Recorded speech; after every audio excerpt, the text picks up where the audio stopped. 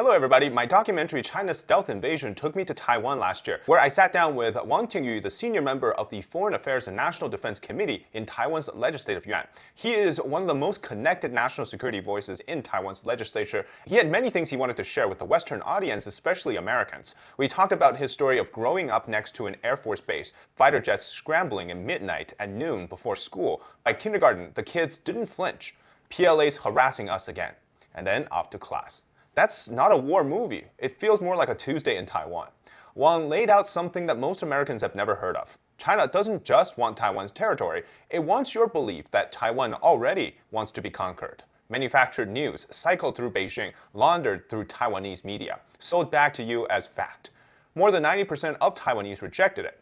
So much more. Please watch our conversation now. Legislator Wang, thank you so much for joining us for this interview today. It's a pleasure to finally meet you. Yeah, and thank you for coming to Taiwan and to my tiny office. And I hope I can provide some helpful opinion to your show. Thank you. So I want to just start by setting the stage here, because in Taiwan, you're constantly faced with dealing with international relationships, and you're dealing with lots of different countries that want something from Taiwan. Can you just help us define what is Taiwan's goal on the international stage? I have to say, if you realize the current situation to Taiwan, then you will find out the answer. Taiwanese people, there are 23 million population here, and we are number 10 economic entity in the world. However, due to China's coercion, Taiwan, we have been unfairly arranged in the international society. This 23 million population, we have our own government, we have our own military, and we are democracies. Actually, I think we are the model of democracy in Asia. We are the first country pass equality marriage, gay marriage. We are the first country to provide directly vote from village leader to our president. So this country cannot participate in WHO, cannot be member of ICAO, cannot be part of Interpol. And it's not about politics. All those organizations related to health care, related to aviation safety, related to international security. But just because we are Taiwanese, we are excluded by that. It's a twist explanation of UN Resolution 2758, because China manipulates that resolution, say China can represent Taiwan, but it's wrong. China has never governed Taiwan for even 1 single second. So these 23 million people, we work very hard. We try to contribute what we have to the world. Even China, when they have earthquake, we are generously contribute a lot of resources and money to help those people suffer from earthquake in China. Tsunami hit Japan, or tsunami in South Asia. All the disaster in the world, or during COVID-19 pandemic, Taiwan tried to be a member, provide help. We just want to be part of the world. However, we have been isolated from the international society for decades. Yeah, you can see Taiwan, maybe you can notice all the good advanced chips manufactured in Taiwan and the good stuff produced in Taiwan. But in international, especially those official organizations, Taiwan has always been excluded. So our goal is to be treated normally, to be treated like a normal country. And we appreciate a lot of our allies like United States, UK, Australian people. They have passed so many statement. They think China manipulate UN resolution 2758. It's wrong. China cannot represent Taiwan. Taiwan has right to be member of this international society, and this goal benefit everyone. So people always ask, what Taiwanese want? You want a flag? You want your name? You want anything? We just want to be treated like a normal country. I was actually touring the president's office building today, and I thought it was interesting because you get Taiwanese people get to vote for the president. It, from your perspective, is there some reality, or is there some sort of coming of reality that doesn't seem to exist, but yet people seems to already be living? Do you feel any sort of that? Is there or as you described, a dual reality or dual narrative? But there is only one fact. In Taiwan, Taiwan fulfilled democracy for more than 30 years. So if you live in Taiwan, it's quite easy. You can witness all kinds of democracy. And I can guarantee you, it's transparent, fair, and based on law, and those laws passed by our parliament. So we can vote. Each vote counts. And in Taiwan, we can't vote all the ballot. Each one can be counted, and everyone can witness in real time. So it's transparent and fair election held in Taiwan. And observers from United States, Europe, around the world, they all remark Taiwan as a vibrant, fair role model of democracy. So the reality here is people like my son, those younger generation, they are delivered, grow up in this kind of democracy environment. Democracy, equity, human rights to Taiwanese, just like air, sun, and water, it's normal. It's our daily life. That's why we want to protect our country from autocracy's threat. China using military to threat Taiwan. Yeah, some people maybe believe Taiwan is in danger, but this kind of threat, no, it has been decades. My house just across Tainan Air Force Base. Every morning, sometimes in noon, sometimes in middle of night, we can hear the thunder-like noise, the air fighter taking off. Even my son, he graduated from university this year. When he was a kid in kindergarten, when he hear the noise, he said, PLA come to harass us again, with a smile, then go to kindergarten. That's our daily life. Under this kind of threat, some people may choose to leave, but we stay here. Most of Taiwanese people stay here. This is our home. No, there is no place can replace this. So to protect home is a concept to protect us and our kids, our grandkids can have this kind of life. We have right and the freedom to choose our future. That's a basic concept of democracy. We don't want our kids to be governed by some kind of autocracy like CCP. You have to follow instruction from the supervisor, higher communist. You cannot criticize your government. You cannot have freedom to speak just you want. No, we want our kids live Taiwan like this way, not Hong Kong, not Uyghur, not Tibet. So the reality is Taiwan is a beautiful place with democracy and under threat, and we try to defend those kind of threat to protect our way to live for decades, and we will protect this country as long as we can. Is Taiwan at war? It's a good question. What is war? How you define war?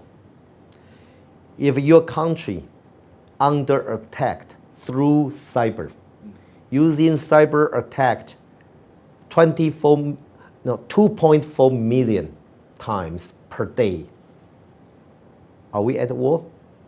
If your country gets surrounded or joint forces patrolling in near water, are we at war?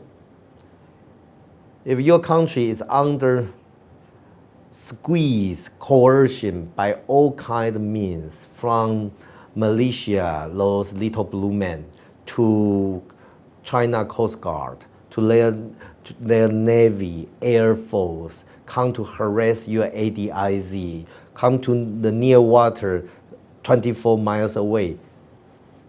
Under this kind of threat, are you at war? That depends on how you define war. Yes, I think we are at war, and it's a long-term war.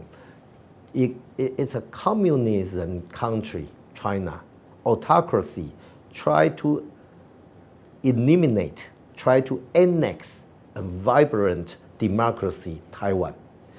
China using cyber attack to ambush our facilities, public facility. So according to our intelligence bureau, only the number of their attacked toward our public institute, that's 2.4 million per day. And during some special days, like some VIP like Pelosi visit Taiwan, that will reach to near 4 million times cyber attack per day. So that kind of attack going to sabotage our transportation, our power supply, and try to implant some malware in our academic institute, our public service institute. If there is any country do this to your country, would you consider that is kind of invasion?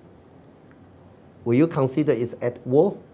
Yes, China, they don't obey all kind of international regulation.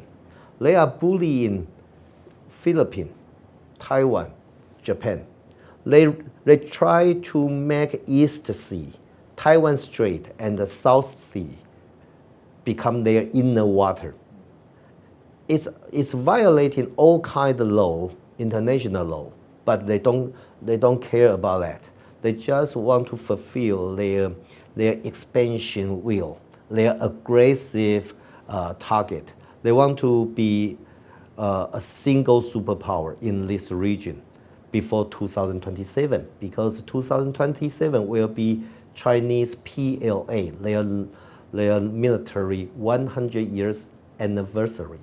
And Xi Jinping declared they want to become a single superpower, exclude all kind of foreign interfere by that time. So China has their own agenda, Xi Jinping's agenda. Using the agenda, they expand their military influence and become some kind of coercion toward neighboring country. And in February 2025, they even sent a fleet to outside of Australia and New Zealand and do some military exercise over there. So it's not because of Taiwan who is the ruling party or Taiwanese people using their vote to choose what government or which party. No, it's not. That's not a reason. China has their own agenda. They want to dominate in this region.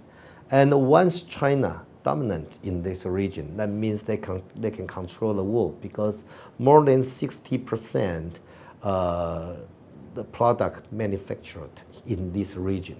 Taiwan, Taiwan contribute more than 95% advanced chips, AI chips, and the average chips Taiwan provide more than 60%, and Japan, and Korea, and Indonesia, Malaysia, Vietnam, and the Philippines. Just imagine if China become a single superpower in this region, every country, neighboring country, has to follow Beijing's instruction. Just imagine the impact toward the global democracies. That will become a disaster. And that kind of dream, Xi Jinping's dream, Putin has that kind of dream. But that kind of agenda actually jeopardize global interest. So each individual country need to increase their self-defense capacity. And all those individual democracies need to be organized like a security network to deter this kind of ambition. So I have discussed with American, he used to be Trump's national security advisor, John Bolton. One sentence he mentioned to me impressed me a lot. He said,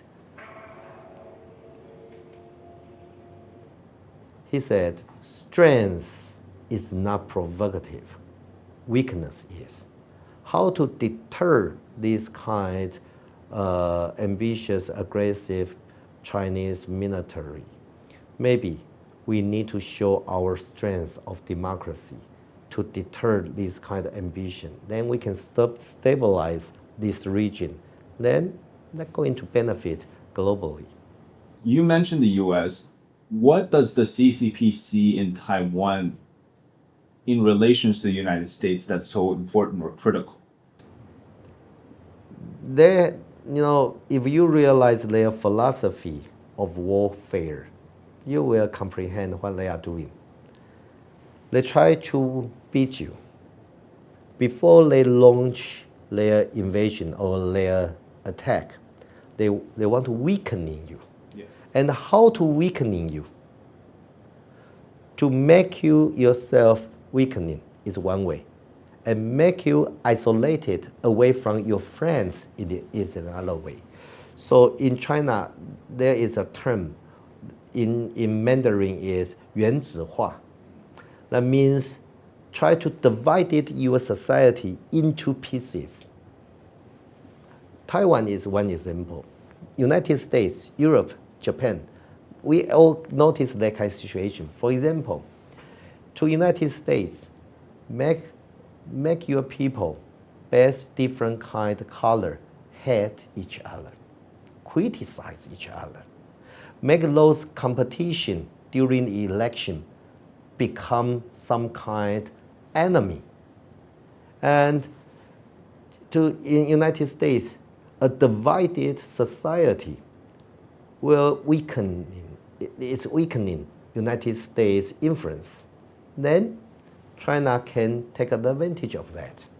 In Taiwan, they were divided into different parties. You are Republican supporter. You are Democrat supporter. In Taiwan, you are pro-China, blue, you are pro-green. Then make you compete.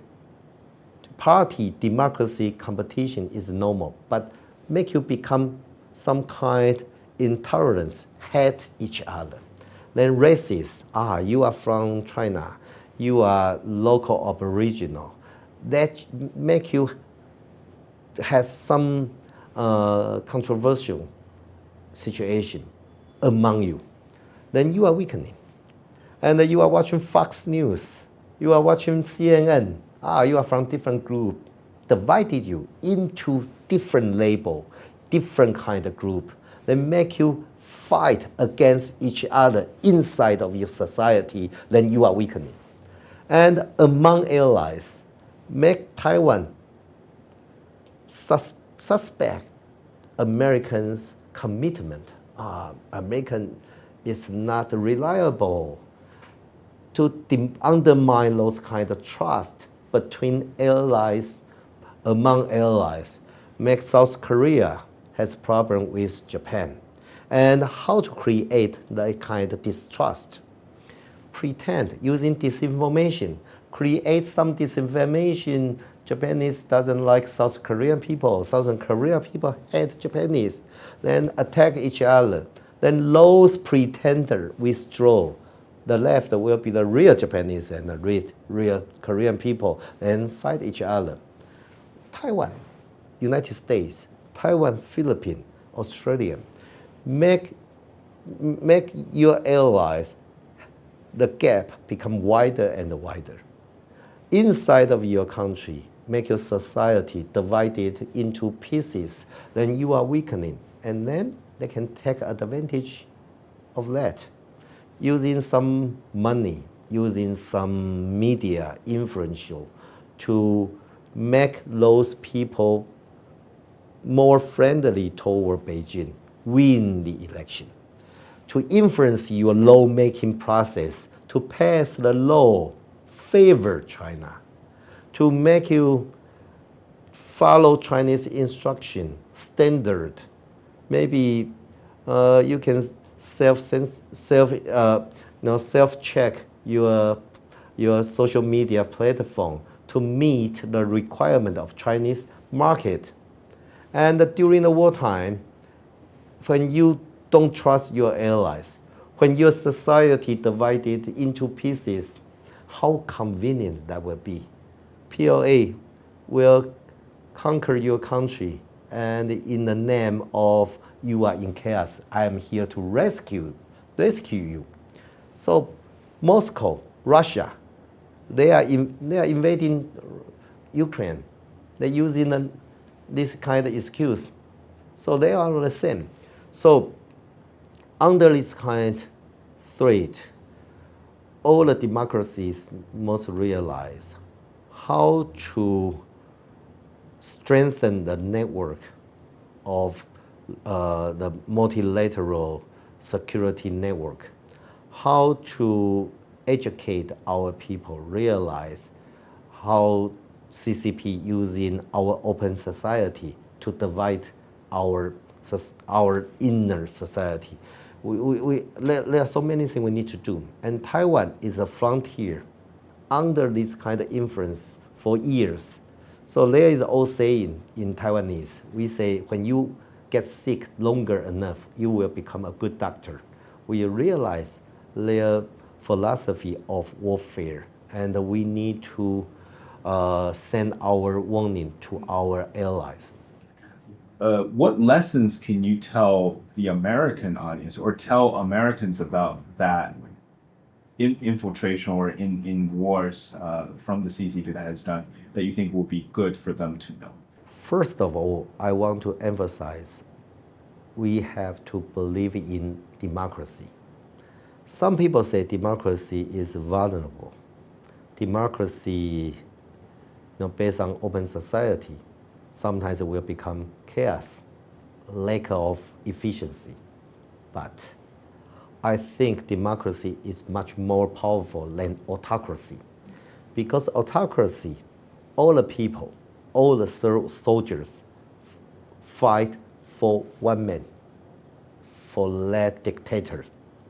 But democracy, if everybody realize and reach some kind of consensus, everybody fight for themselves, that will be much more powerful than autocracy system. So the key issue here is how to make democracy society reach, can have some kind of consensus, general agreement. So in Taiwan, we try to educate our people to distinguish disinformation. Don't let disinformation blind you, make you hate your own people just because you support different parties, you are from different races.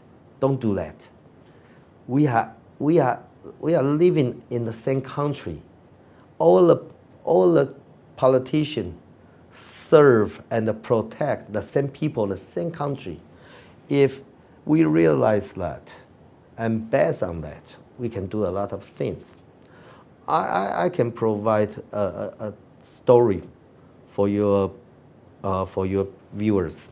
A couple years ago, in Japan, there was a typhoon hit Japan, and Osaka International Airport shut down, and one of the two bridges shaken and collapsed. So Japanese government, Osaka city government, decided to shut down the terminal. So all the travelers cannot leave the terminal. Japanese government say they don't allow any buses, any vehicle can go through that single bridge to reach to the terminal and take passenger away from them. Only Japanese public bus can do that. Okay, at that moment, all in sudden, there is a disinformation comes out, showing in our PTT, something like Reddit in United States, say, oh, China, their ambassador is so capable. They are sending dozens of buses come to pick their people away from this terminal. And we Taiwanese people still stuck in this airport, suck the representative office from Taiwan in Osaka. And that words released, then Taiwan opposition party, KMT party, they using that words to held a press conference, condemn our Osaka diplomatic personnel. Say you are so incompetent. You cannot take care of our people in that terminal. How come China can take care of their passenger in Osaka terminal and Taiwanese we cannot? We need to recall you back and give us a report. And all in sudden, all the media, all the message, all the words in internet attack toward Taiwan Osaka representative office. The day after that typhoon night, the storm passed. The second day, our official in Osaka representative office, they said the general counsel didn't show up. They called the police, Japanese police, to his dormitory and find out he suicide. We lost such a good, experienced diplomatic personnel in Osaka. He committed suicide himself. After that, our investigation bureau find out the very first message is from Anhui province, not from Taiwan, not even from Japan. And according to Japanese government, no, China government cannot send any bus to the Osaka terminals. No one. All the buses from different countries, from different travel agents, need to park the other side of this bridge. And the Japanese public service will look after all the passengers and transport them outside this terminal. That is the truth. And the fake news murdered one diplomatic personnel. And since then, 4 months later, the same thing happened again in Tokyo Dome. There is a baseball game, and one sentence occurred in PTT, Taiwan Reddit.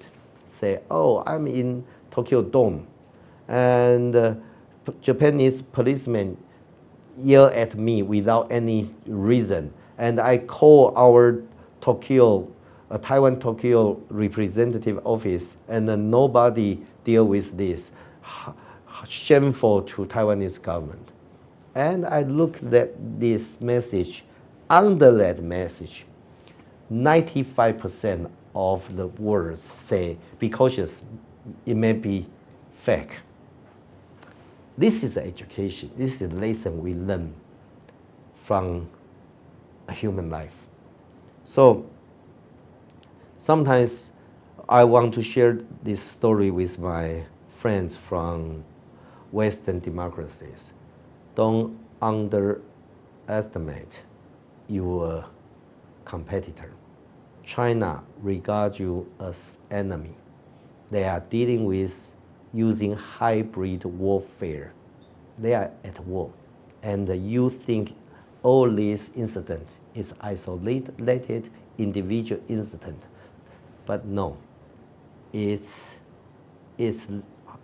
how China doing their war and using some way to penetrate your society, divided your society, using disinformation to divide your society into pieces, to destroy the trust among your allies, then you are weakening. And one day, when they realize they can take you like this, they will do it. So what we can do is distinguish what is disinformation and realize inside this country we are fellows and don't hate each other and try to strengthen the multiple relationship among allies and to organize a stronger network to deter this kind aggressive strategy. Then one day, if Beijing's Xi Jinping, every morning when he wakes up, he said, okay, maybe it's not today. Today is not a good day to launch an invasion toward Taiwan, toward some other country. Maybe tomorrow. And not today, not today. And one day, God will solve the problem of the autocracy. So can you give us some other examples of things that we can learn from what Taiwanese people are going through? I can give you another example, and this example I want to share with our American friends. Our former president, Tsai Ing-wen, she's one of our best presidents, and the supporting rate is high. The poll shows even when she stepped down, become a civilian, she still has more than 55% supporting rate. Is high. So if you were China, you want to weaken your enemy, you need to sabotage the relationship between your president and your people. You need to make your president look bad and to make people hate their own president. A couple years ago, there was a typhoon, a storm, come to Taiwan directly. And the southern part of Taiwan, always the strongest supporters to DPP, ruling party, my party. And the Jiayi County got flooded. The village, all the flood, all the water reached half of the building. So President Tsai Ing-wen decided to go there to see those people suffer from this flood. And she went there, and she shook hands with people and asked military provide some rescue and some resources. Just a normal president, look after her own people she served. And at that moment, there is a news comes from nowhere, but we know that now from some rumored disinformation farm from China, showing a picture, showing Tsai Ing-wen didn't want to enter that village because the water may pollute, may make her shoes wet. and ignore people wave hand toward her. And that picture, the film, is fake. But when they send this information in some kind of form of news, it influences no one. But in open society, any media, if you have some reliable resources, of course you can make that resources become a story to the public mass media. So in Taiwan, one media pro-China, this media made a news about this based on disinformation, a rumor. Then this news spreading out in Taiwan society say, oh, Tsai Ing-wen, the president, she doesn't want her shoes get wet, don't want to enter this village. And when the people in this village cry for help, she passed by. And in Taiwan, we have a mechanism to respond to those disinformation. We have three elements. First, if this news is fake intentionally. Second, this fake news damage public interest. Third, this fake news against law. Then our government, all the ministry need to provide correct information within 1 hour. That's the Prime Minister Su Zhen-Chang give the direct order. You know why? Because all the disinformation, all the rumor in internet, no matter how high you want to find them, send them to the jail, the damage has been done. No matter how severe your regulation, it's useless. It's a competition of speed. You need to provide correct information with humorous, interesting way to compete with those disinformation. And once the correct information spread faster than disinformation, then you win. Because people, they got access the real information. Say, that's fake. The real one is this. Another story is during the COVID-19. During COVID-19, people in the world suffer from this pandemic. And in California has the same situation. In Taiwan, all in sudden, there is a news say, all the toilet paper ran out. It's just like money in a bank. If everyone think toilet paper going to run out, you cannot purchase anyone. And then everyone go to purchase that, then the real difficulties will occur. So, but actually in Taiwan, the toilet paper, we are not short of that. So when our cabinet, our prime minister, got a report at the very moment, say there is a rumor comes from PTT, say Taiwan, we are going to short of toilet paper. Then within 45 minutes, our minister in charge of this release correct information. And besides that, our digital minister decided using a photo, very interesting comics. This comics is a kid showing his buttocks and lean on window. And because Taiwanese accent, buttock and the window is the same pronunciation. So the kids lean on the window and showing the buttocks toward the viewers, say, how many buttocks, how many ass you have? You don't need so many toilet paper.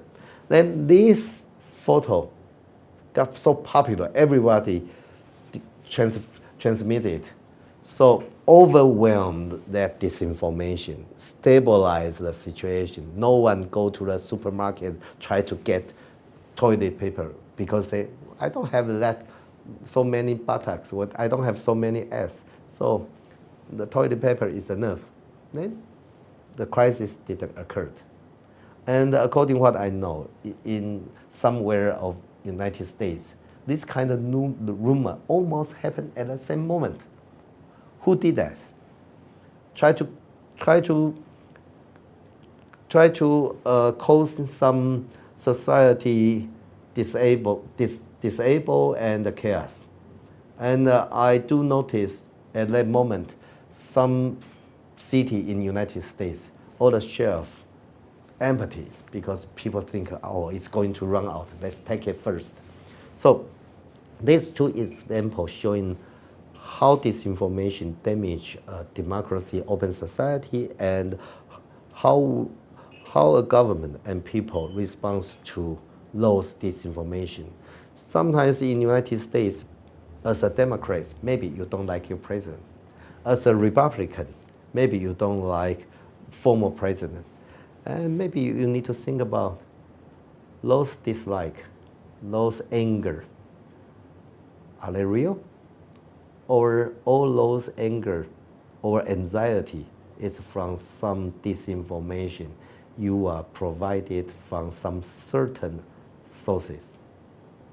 You know, Chinese communists, they have a very ancient, old strategy to win a war.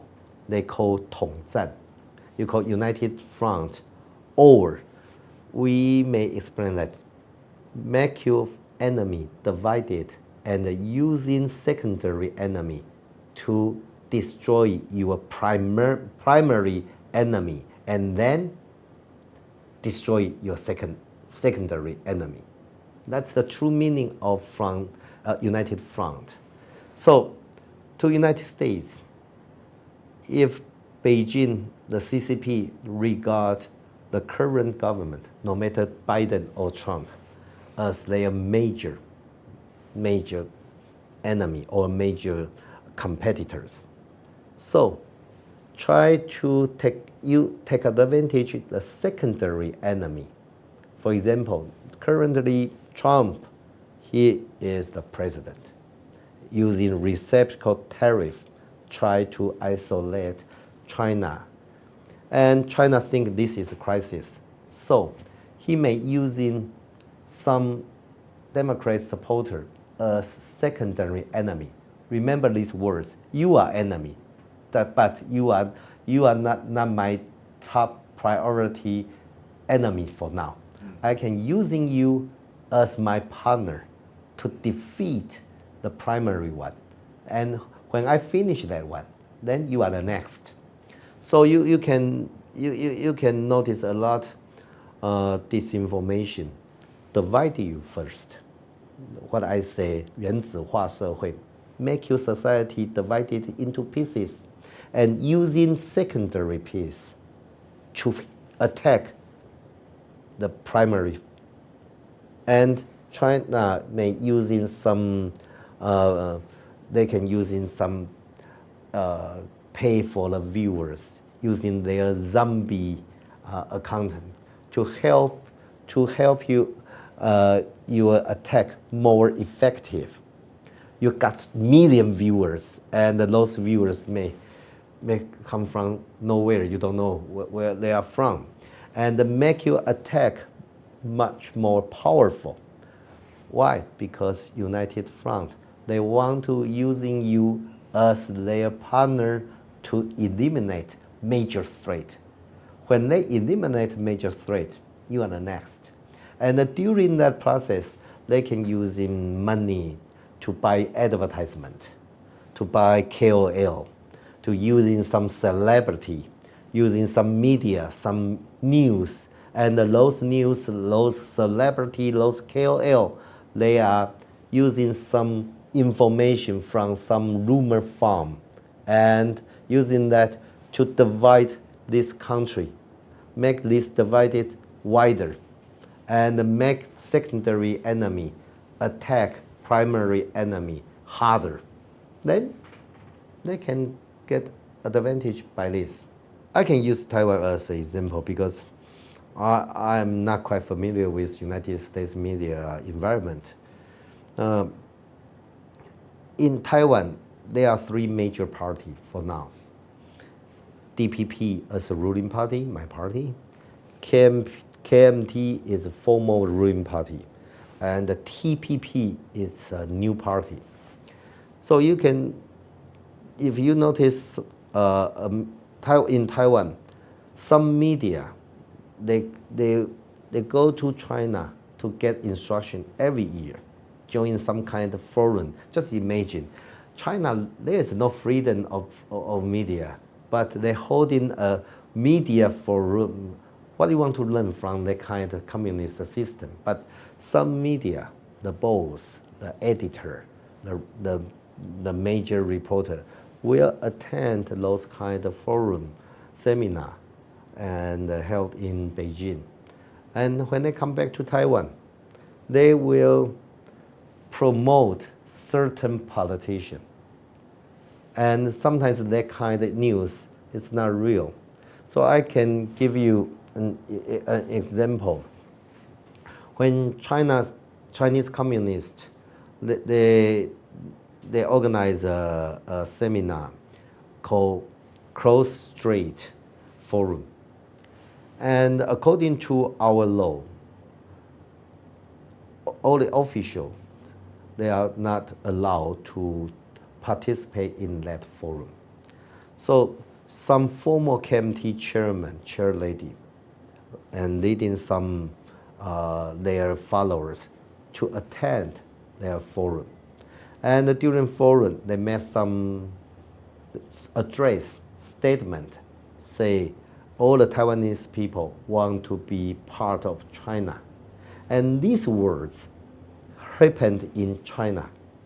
Then in Taiwan, those pro-China media make it become a news in Taiwan. And make it become news in Taiwan. Then Xinhua Se, CCP's, it's not media, CCP's advertisement. They using Taiwanese pro-China media news, make a news in China, say, majority of Taiwanese people, they want to be part of China. Look at the circle. The forum take place in China.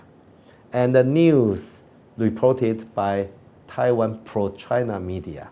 Then China using this news become a Taiwanese news, say most of Taiwanese people, they want to be part of China. Then they create an atmosphere. If PLA launch a full-scale invasion toward Taiwan, it's reasonable, it's justice, and welcomed by Taiwanese people. Putin, they launch a full-scale invasion toward Kiev, toward Ukraine. He thought he can conquer Ukraine within 72 hours because they think they have made Ukrainian people, they are going to welcome Russian troops. So Russian, they don't even prepare enough gasoline for their tank. Now they're stuck in the battle for 3 years. So this kind of disinformation to establish some kind of atmosphere, it's a readiness for invasion, for hybrid warfare. And the same situation, I do believe it will happen in Japan, in United States, also in Europe.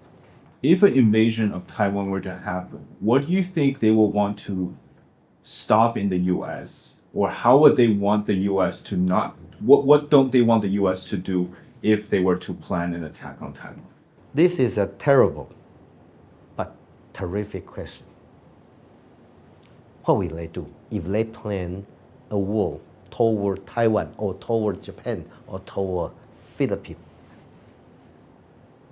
First, United States is a democracy country.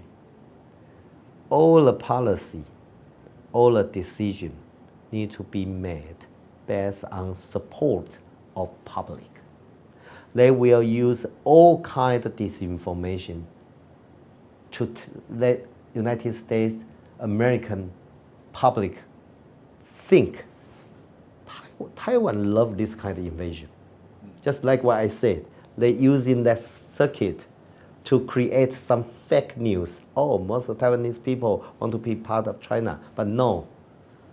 More than 90% of Taiwanese people, they don't want to be part of China. And China has never governed Taiwan for even single second.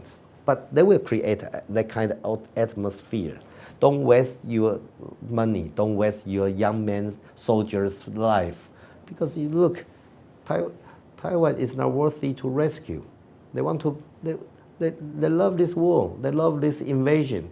They will create something like this to influence the public and make public opinion to obstacle those professional politicians or decision makers that prevent them do right thing, because Taiwan is so crucial importance.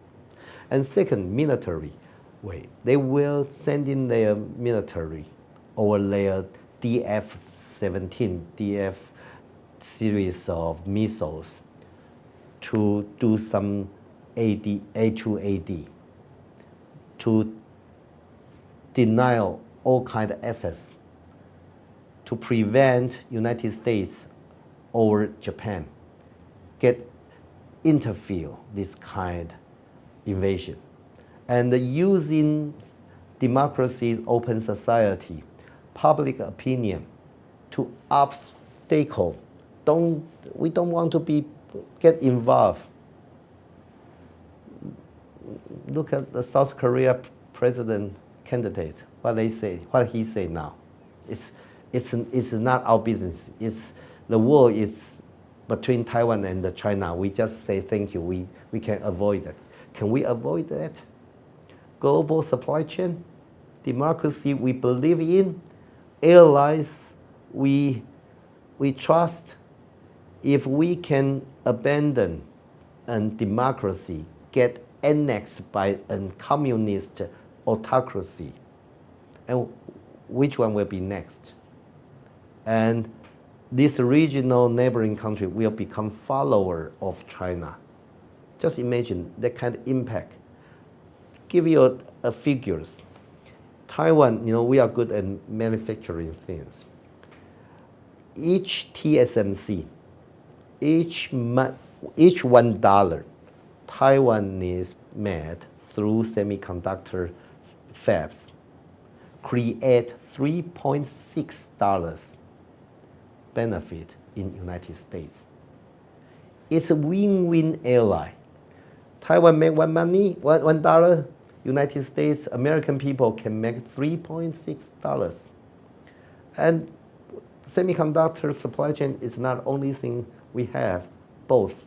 So if China plan to organize an invasion toward Taiwan, you will notice those disinformation try to mislead United States, the public opinion. The quantity, the quality will increase.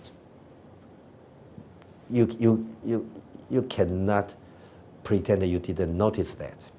And when they create that kind of atmosphere, they will using their sharp power.